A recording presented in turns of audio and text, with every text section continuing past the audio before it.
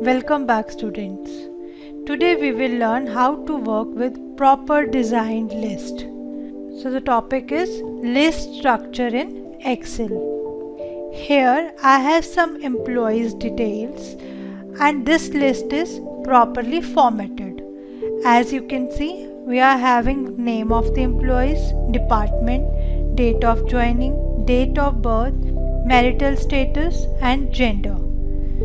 At the top, see, we have column headers to identify what is present inside each column.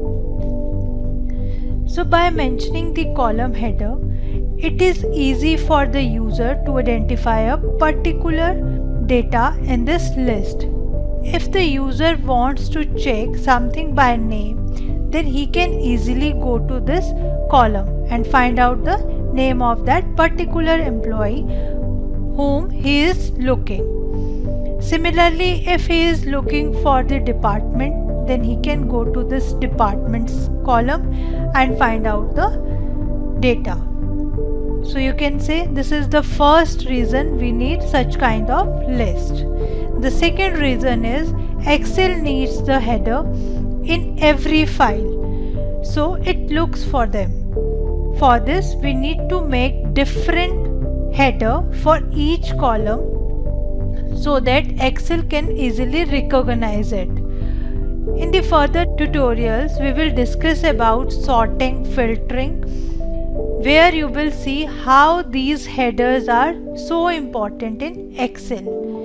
So whenever we are going to sort or we are going to filter any data, then Excel will directly check the header of that particular worksheet. Here you need to note down one important point. Make sure you do not have empty rows or column in this list. Let's remove one row. I'll show you the reason for not having any kind of empty row or column. I am deleting this 17th row.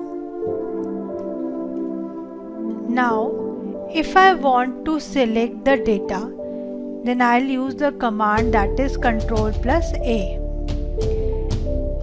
Although I want to select the whole data which is present in this worksheet up till row number 51. This is the last row, but it is actually selecting the data up till 16th row. This is because we have this empty row in between. So if you have empty row and the data is large, because in this file we are easily able to recognize that here we are having the row which is empty. But if we have thousands of values, then this recognition is not easy.